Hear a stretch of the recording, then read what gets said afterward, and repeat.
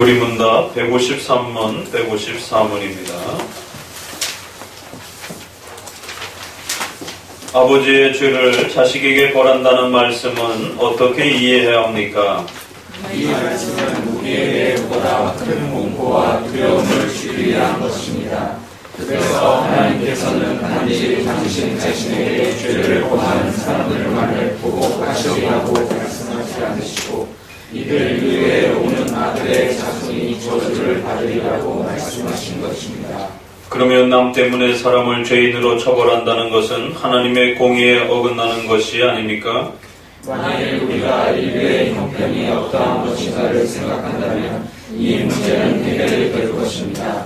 즉 우리는 모든 본성적으로 저주를 받은 존재이기 때문에 설사 하나님께서 우리를 현 상태로 그냥 내버려 두신다 하더라도 우리는 하나님께 대해 아무런 불평을 할 수 없습니다.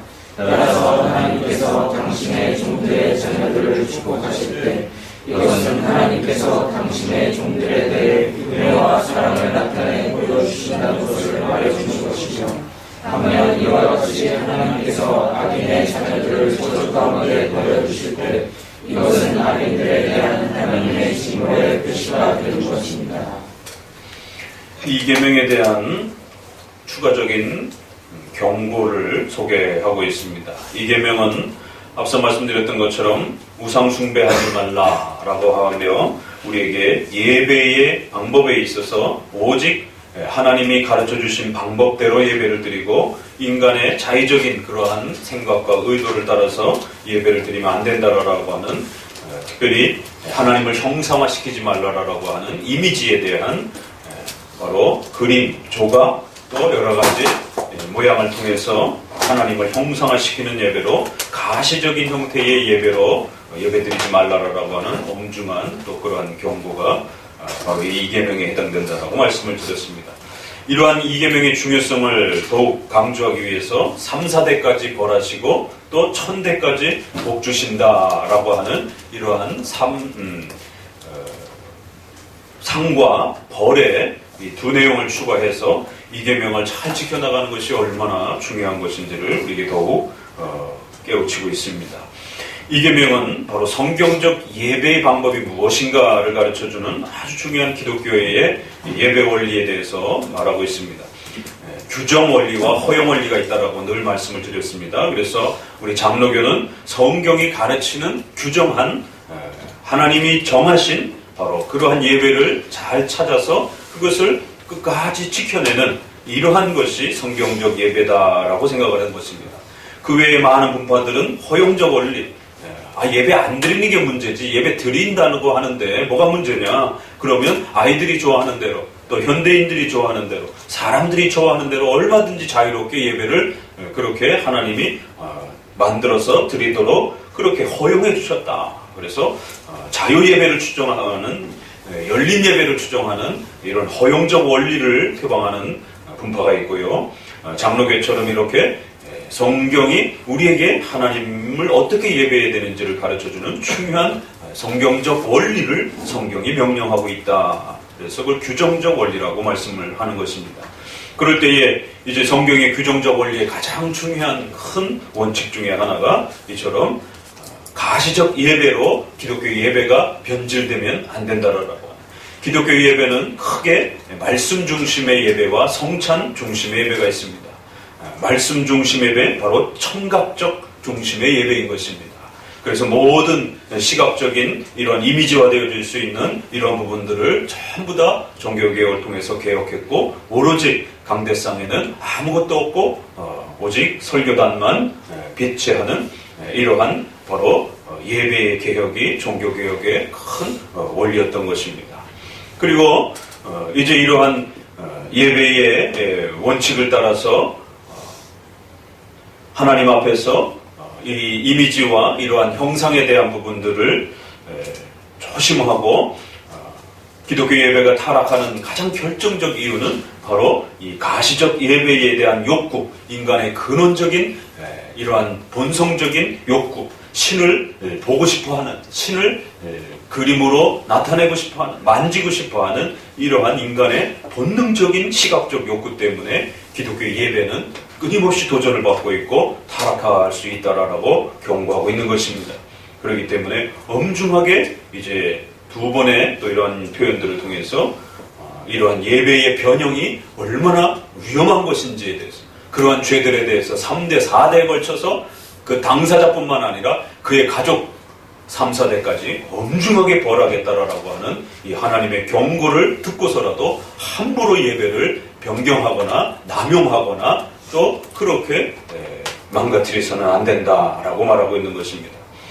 지난 앞서도 말씀드린 것처럼 많은 이 이미지에 대한 도전 이후에 결국 초대 교부 시대에도 벌써 이미지적인 이러한 예배들이 시도가 되었고, 그리고 몇 차례의 공예를 중심으로 해서 이 가시적 이미지를 만들 수 있느냐 없느냐가 중세시대에 엄청난 논쟁거리가 되었고, 그리하여 결국에는 콘스탄티노플 공예에서 한 번, 그리고 또 787년에 또다시 니케아에서 한 번은 안 된다라고 금지시키는 형태로 787년에는 학습 보조용으로서는 사용할 수 있다라고 하는 형태로 그렇게 또 라트리아, 둘리아 이렇게 나눠가지고 예배, 숭배는 안 되지만 존경하고 또 공경하고 학습 보조용으로서는 얼마든지 그림으로 나타낼 수 있지 않느냐.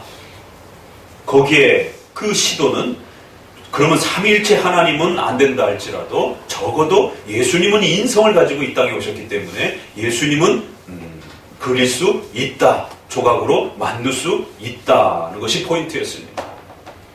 바로 이러한 교회 역사를 조금만 우리가 들여다봐도 예수님을 그림으로 나타내느냐 안 나타내느냐에 대한 이 부분은 신앙의 아주 중요한 본질이요 또 예배의 아주 중심된 원리였음을 우리가 보게 됩니다.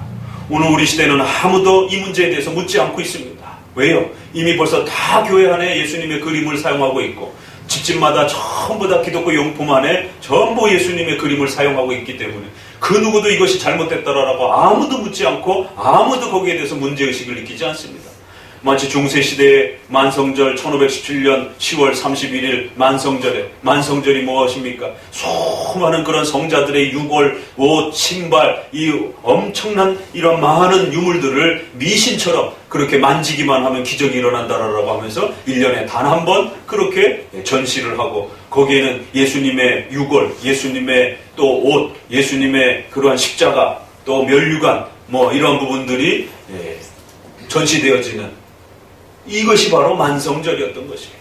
그래서 사람들로 하여금 그러한 이미지와 또 형상을 가지게 하고 소유하게 하고 그래야 결국에는 그것이 가정 안으로 들어가서 가톨릭 성도들은 전부 다 마리아상을 놓고 거기다가 초를 켜놓고 거기다 대고 기도를 하는 것이에요. 이슬람이라든가 불교라든가 이런 것처럼 소위 말해서 가정재단을 만들어 놓고 거기서 그렇게 보이는 형상을 만들어 놓고 그렇게 기도하고 예배하는 것입니다. 결국 이 공예의 결정은 교회 안에서 이미지를 사용할 수 있다, 예수님을 그림으로 그릴 수 있다라고 결정을 했고 결국 급기야 중세시대의 후반기 이후에는 그것이 가정으로 들어가서 그렇게 가정에 조각상들과 초를 켜놓고 거기에서 재단을 쌓는 이러한 심각한 예배의 부패들이 결국 중세에 폭발을 하게 됩니다. 바로 이런 부분 때문에 이 계명은 결코 그 죄에 대해서 하나님이 가만두지 않겠다는 것이에요. 그 당사자뿐만 아니라 3, 4대 이르기까지 엄중하게 그들을 벌해서 하나님의 심판의 무서움을 보여줄 것이다라는 겁니다. 이처럼 예수님을 그림으로 나타낼 수 있느냐 없느냐는 중세 1000년 동안에 논의되었던 엄청난 주제였고 바로 이 부분을 개혁하면서 오직 믿음으로 보고 만지고 구원받는 게 아니라는 겁니다. 오직 하나님의 말씀을 예수 그리스도께서 우리의 구원자이심을 믿음으로 구원받는 것이다라는 거예요. 마음으로 믿고 의지하고 신뢰함으로 구원받는 것이지 눈으로 보고 만지고 그것을 차에다 두고 그것을 집에다 두고 그거를 가게에다가 두고 거기에 대고 기도를 한다든가 그거를 소유함으로 인해서 마음의 평안을 누린다든가 이렇게 되면 이건 모두 다 미신적이고 샤머니즘적인 중세시대의 또 다른 교회의 부패로 빠지게 되는 것입니다. 절대로 성도들은 이미지와 형상과 또 이러한 조각상과 그림에 자신의 믿음을 빼앗겨서는 안 되고, 그럴 시간에 오히려 성경을 읽으셔야 되고, 그럴 시간에 오히려 설교를 청취하셔야 되고, 하나님의 말씀을 듣고 마음에 새기는 훈련을 하셔야 되는 것입니다. 이 말씀은 우리에게 보다 큰 공포와 두려움을 주기 위한 것입니다. 얼마나 무서운 말입니까? 3, 4대를 벌할 것이다 라고 하는 이 추가적인 약속이 왜 이 계명에 붙었습니까? 이건 큰 공포와 두려움을 우리에게 주기 위함이라는 거예요.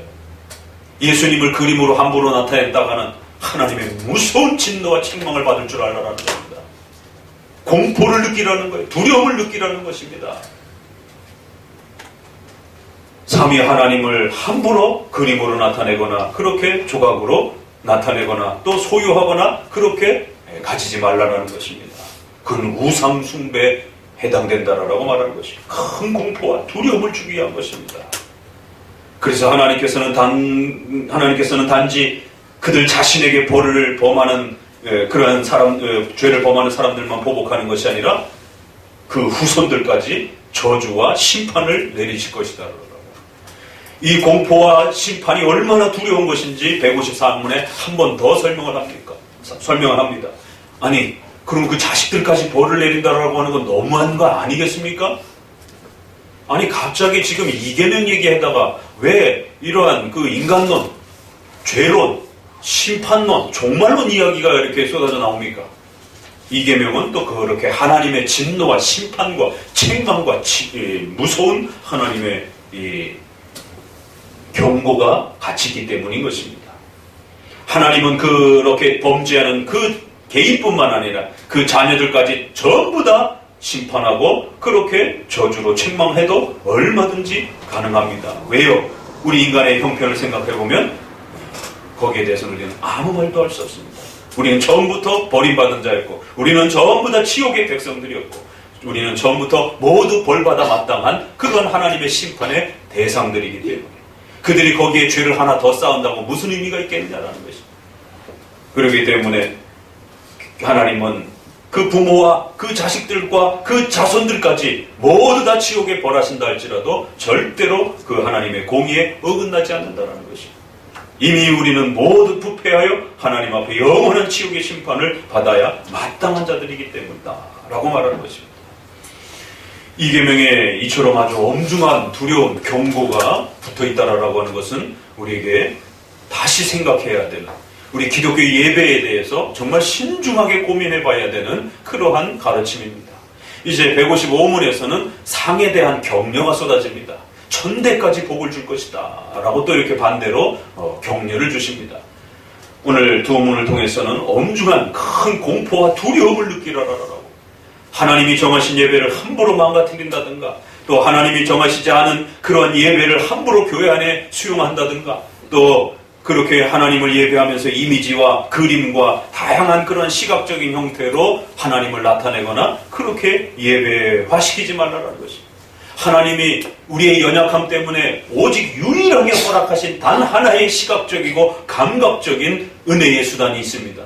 그건 바로 성례, 세례와 성찬이라고 하는, 우리 눈에 보이는 그러한 물로써 죄를 씻었다라고 하는 그 부분을 물로 그렇게 보여주는, 그리고 그 물이 우리의 머리를 타고 흐를 때에 그러한 감촉과 그러한 또 물의 이러한 감각들을 보면서, 또 성찬의 이러한 떡과 포도주를 먹고 마시고 보면서 예수 그리스도의 피가 우리를 구원하셨다라고 하는 이러한 시각적, 감각적 이러한 부분들을 유일하게 은혜의 수단 하나로 그렇게 정해놓으신 것입니다. 그렇기 때문에 종교개혁은 바로 이 두 성례를 주장하느냐 아니면 카톨릭처럼 7성례를 강조하느냐의 바로 싸움이었던 것입니다. 왜 그렇습니까? 카톨릭은 바로 여기 외에 5가지의 성례가 덧붙였기 때문에, 그래서 온갖 시각적이고 감각적인 이런 여러 가지 형태들을 동원해서 마치 그러한 것들이 신앙을 북돋우는 도구인 것처럼 그렇게 미신화시켰기 때문에 성경적이지 않은 그러한 성례들은 철저히 금지되어야 된다라고 합니다. 그리고 시각적인 이러한 그 수단들을 확대해서는 안 된다라고 합니다. 하나님이 우리의 연약함을 긍휼히 여기셔서 허락해 주신 그 유일한 성례 두 가지 외에는 절대로 교회 안에서 시각적인, 감각적인 그러한 것들을 통해서 함부로 하나님을 예배하는 그러한 행위로 그렇게 변형시켜서는 안 된다는 것입니다. 최근에 어버이날과 또 이렇게 스승의 날을 다가와가지고 또 교회마다 세족식, 이것도 상당히 심각합니다. 예수님이 제자들의 발을 씻겼던 것은 특별한 의미가 있고 또 거기에는 예수님이 우리의 십자가를 지시고 우리의 죄를 사하셨다라고 하는 아주 중요한 구원의 또 본질과 내용이 담겨 있는 것입니다. 그냥 가정에서 가족들이 발을 씻기고 또 뭐 학교에서 뭐 이런 부분들이 얼마나 뭐라 하겠습니까? 그러나 교회 안에서 성경에 있다라고 해서 그러한 부분들을 함부로 가시적인, 감각적인 그런 형태를 통해서 마치 그것이 예배의 어떤 수단과 도구인 것처럼 그렇게 교회 안에 프로그램화시키면 큰일 난다는 것이에요. 규정 원리라고 하는 것은 제한 원리입니다. 함부로 우리 마음대로 예배적인 어떤 수단과 도구를 함부로 그렇게 추가하거나 남용하지 말라는 것입니다. 예배는 하나님이 정하신 원칙과 원리를 따라서 성경에서 요구하는 만큼 그렇게 진중하게 예배드려야 된다는 것입니다. 이 원리가 무너지게 되면 오늘 우리는 전부 다 예루살렘으로 가야 됩니다. 비행기 타고. 신약적인 이런 예배들은 다 가짜 예배가 될 수도 있는 것이에요. 구약의 수천 년 동안 더 오랜 세월 동안 지켜왔던 예배의 모습은 예루살렘에 가서 성전에 가서 3대 절기 때에 짐승을 잡아서 피를 흘리고 그 짐승을 불태우면서 그렇게 피 흘림의 짐승 제사를 예루살렘 가서 그렇게 예배를 해야 되는 것입니다. 예수님이 오시고 난 이후에 그 예배의 모든 구약적 방법들이 이제 중단되었다라고 말하는 것입니다.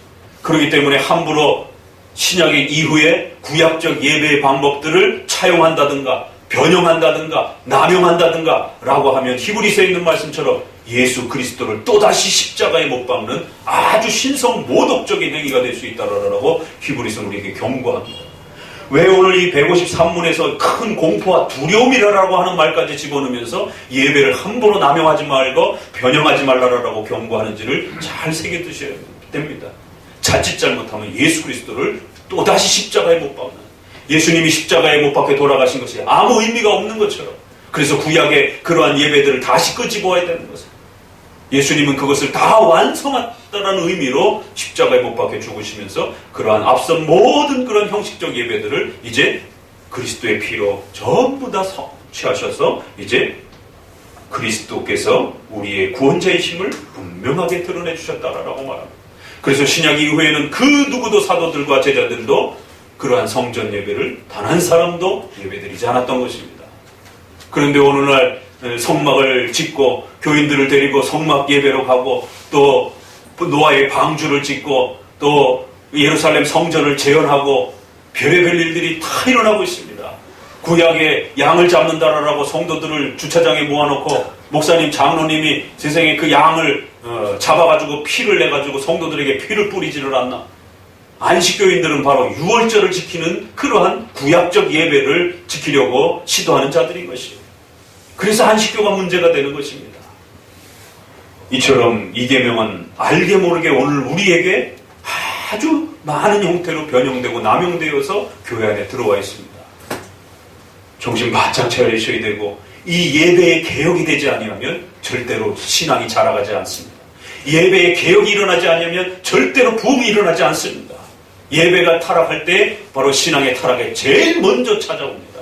왜요? 인간의 본능적으로 이러한 그 가시적인 하나님을 보고 싶어하는, 신을 보고 싶어하는 그런 본능과 욕구가 있기 때문에, 그리고 그러한 신을 만지고 또 자신의 소유물처럼 둬야만이 안심이 되는 이러한 인간의 본능이 있기 때문에 결국 기독교의 타락은, 신앙의 타락은 반드시 이계명으로부터 먼저 출발한다는 사실을 명심하셔야 됩니다. 장로교 예배가 비록 더디고 힘들고 느린 것처럼 보여질지라도 우리 장로교 예배는 단순성을 추구하는 것이고 우리 장로교 예배는 엄숙함을 추구하는 것입니다. 그래서 단순성과 엄숙함이라고 하는 것이 우리의 모든 찬송, 기도, 설교, 예배의 모든 분위기, 이 모든 것들을 조율하는 규정 원리의 기본 틀인 것입니다. 그래서 예배를 가톨릭처럼 너무 복잡하게 순서를 만들어도 안 되는 것입니다. 또 예배를 너무 시끄럽고 소란스럽게 그렇게 무슨 극장이나 무슨 술집처럼 그렇게 소란스럽고 난장반처럼 만들어서는 안 된다는 것이에요. 엄숙하게 신을 예배하고 신 앞에 나아가 우리 자신을 드리는 그러한 예배의 시간이기 때문에 엄숙하고 경건해야 된다는 것이에요. 그렇기 때문에 찬송과 노래도 함부로 음이 높거나 소리 지르는 형태의 그러한 음을 조심해야 된다는 겁니다. 기도할 때도 너무 고성을 지르는 그러한 방식으로의 기도들도 조심해야 된다는 거예요. 우리의 소리와 몸짓과 행동이 엄숙함을 깨트린다면 그건 다 문제가 될 수 있다는 것이에요. 이 계명은 바로 이처럼 어떻게 예배드려야 되는지에 대한 이 모든 원리들을 담아내고 있습니다.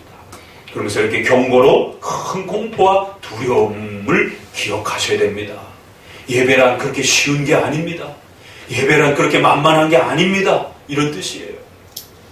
나답과 아비후가 구약에 예배 잘못 드리다가 그냥 즉사했습니다. 귀찮아서 다른 불로, 성경에서 명령되어 있지 않은 다른 불로 그렇게 단순하게 좀 더 편법을 동원해서 그렇게 했는데 즉사를 해버린 것이에요. 오늘 우리 시대에는 예배가 너무 널널해지고 너무 느슨해지고 우리 성도들에게 있어서 예배가 아무것도 아닌 것처럼 이러한 예배의 느슨함 시대에 우리가 살아가고 있습니다. 예배의 신중함을 잃어버린, 예배의 엄숙함을, 예배의 책임감을 잃어버린 그런 시대에 우리가 있습니다. 그러면서 하나님께 도와달라고 요청합니다. 그러면서 하나님께 교회의 개혁과 부흥을 요청하고 있습니다. 들어주실 수가 없는 겁니다. 하나님 앞에 예배의 개혁으로부터 종교 개혁과 신앙의 개혁은 시작돼야 됩니다. 여러분의 가정과 삶에 어려움이 있고 하나님 앞에 도움을 요청하고 싶습니까? 그러면 예배의 개혁부터 시작하셔야 되는 거예요. 그래야 구약의 수많은 그 선조들이 예배 잘못 드리다가 벌받은 그 장면들을 기억하셔야 됩니다. 예배를 많이 드리기만 하면 장땡이 아닌 것이에요. 정확하고 바르게 성경적으로 예배 드릴 때 그 예배를 하나님이 받으신 것입니다. 주일 성수가 그래서 4계명하고 맞물려서 엄숙하게 주일 성수하면서 우리의 생애의 모든 것을 걸고 그 주일을 지키기 위해서 여러분의 삶에 결단과 헌신을 하시고 그리고 그렇게 나온 예배에서 절대로 졸지 마시고 그 1시간, 2시간 견뎌내야 되는 것이 왜? 그 공적 예배를 통하여 하나님 앞에 우리 자신을 바치는 시간입니다. 그래서 그 예배를 잘 성경적으로 드리게 되면 여러분의 삶에 의식주와 관련된 모든 어려움들을 하나님이 돌봐줄 거라고 약속합니다. 영혼의 갈급함과 목마름에 대해서 하나님이 도와줄 거라고 약속하고 있습니다. 예배를 등한시하고 예배가 흐트러지고 예배가 망가진 상태에서는 아무 도움도 이루어지지 않습니다. 그러나 예배가 잘 드려지고 예배가 집중적으로 드려지고 또 교회와 당에는 성경적 예배를 잘 복원해서 지켜주고 이렇게 서로 상호 조화를 맞춰서 바른 성경적 예배를 우리 성도들이 매주마다 성공적으로 그렇게 예배에 참여하게 되면 한 주간 동안 여러분의 삶 속에 몸과 영혼에 이루 말할 수 없는 하나님의 복을 천대까지 하나님이 베풀어 줄 거라고 약속하는 것이에요. 그 약속을 믿는 자에게 열매가 주어지는 겁니다. 도전해보시고 믿어보시고 시도해보시고 노력해보세요. 그래서 예배 시간에 절대로 흐트러짐 없이 졸지 마시고 집중하여 하나님 앞에 온전히 말씀을 듣고 기도할 때는 함께 그 기도에 귀를 기울이고 찬송할 때는 온 마음을 담아서 찬송하고 또 우리의 삶의 헌신을 위하여 우리가 헌금하고 또 하나님으로부터 복을 받는 축도의 이런 부분들 모든 요소 하나하나들이 바로 공적인 하나님 앞에 드려지는 소중한 예배라는 사실을 명심하시기를 주의 말씀으로 권면을 드립니다. 기도합니다.